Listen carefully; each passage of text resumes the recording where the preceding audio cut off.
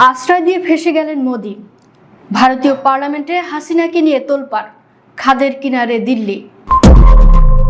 বাংলাদেশের ক্ষমতাচ্যুত স্বৈরাচার শেখ হাসিনাকে নিরাপদ আশ্রয় দিয়ে এবার খোদ নিজের ঘরেই চরম বিপাকে পড়লেন ভারতের প্রধানমন্ত্রী নরেন্দ্র মোদি।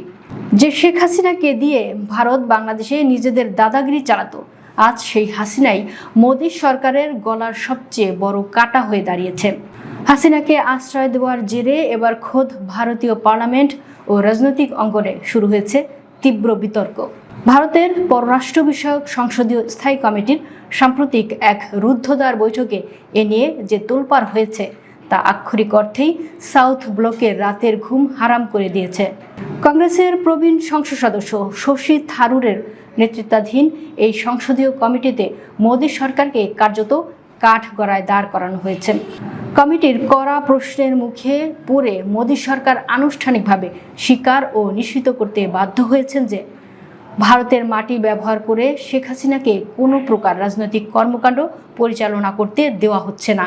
কমিটির পর্যবেক্ষণে স্পষ্ট বলা হয়েছে, কাউকে মানবিক আশ্রয় দেওয়া যেতে পারে, কিন্তু ভারতের ভূখণ্ড ব্যবহার করে অন্য কোনো দেশের বিরুদ্ধে রাজনৈতিক ফায়দা লোটার সুযোগ কাউকে দেওয়া হবে না। সম্প্রতি আন্তর্জাতিক গণমাধ্যম এএফপিতে দেওয়া এক সাক্ষাৎকারে শেখ হাসিনা দম্ভ ভরে জানিয়েছিলেন যে তিনি আগামী ডিসেম্বরের মধ্যেই দেশে ফিরবেন। আর এই একটি বেফাঁস মন্তব্যই ভারতের অভ্যন্তরীণ রাজনীতিতে চরম অস্বস্তি ও বিতর্কের জন্ম দিয়েছে।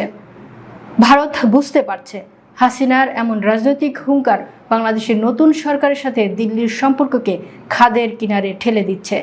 এদিকে ঢাকার পক্ষ থেকে শেখ হাসিনাকে ফেরত চেয়ে ইতিমধ্যেই আনুষ্ঠানিক প্রত্যাবর্তন আবেদন পাঠানো হয়েছে। এই চরম চাপের মুখে পড়ে ভারতের পররাষ্ট্র মন্ত্রণালয় এখন আইন ও দ্বিপক্ষীয় চুক্তি খতিয়ে দেখার ভুয়া অজুহাত দিয়ে সময় ক্ষেপণ করছে। অন্যদিকে বাংলাদেশের আইনমন্ত্রী মোহাম্মদ আসাদুজ্জামান অত্যন্ত কড়া ও দ্ব্যর্থহীন ভাষায় দিল্লিকে জানিয়ে দিয়েছেন, ভারত থেকে ফেরা মাত্রই বিমানবন্দর থেকেই সাবেক প্রধানমন্ত্রীকে গ্রেফতার করা হবে। ভারতীয় সংসদীয় স্থায়ী কমিটি মোদী সরকারকে কড়া ভাষায় সতর্ক করে দিয়ে বলেছে, হাসিনাকে নিয়ে অতিরিক্ত মাতামাতি করে বাংলাদেশের সাথে সম্পর্ক যেন ধ্বংস করা না হয়।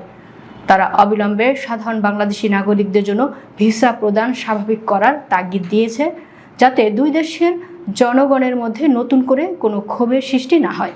একই সঙ্গে গঙ্গা চুক্তি নিয়ে দ্রুত আলোচনারও সুপারিশ করেছে কমিটি। যে মোদী সরকার হাসিনাকে ব্যবহার করে বাংলাদেশে ছড়ি ঘোরাতো, আজ সেই হাসিনাকে আশ্রয় দিয়েই তারা চরম অস্তিত্ব সংকটে পড়েছে। একদিকে হাসিনাকে বাঁচানোর দায়, অন্যদিকে বাংলাদেশের নতুন সরকারের কড়া আইনি ও কূটনৈতিক চাপ। এই দুইয়ের জাতাকলে পিষ্ট হয়ে মোদী সরকার আজ আক্ষরিক অর্থেই এক বড় রাজনৈতিক বিপর্যয়ের মুখে। হাসিনাই কি তবে মোদির পতন ডেকে আনবে? সময় এখন সেই উত্তরের দিকেই এগোচ্ছে।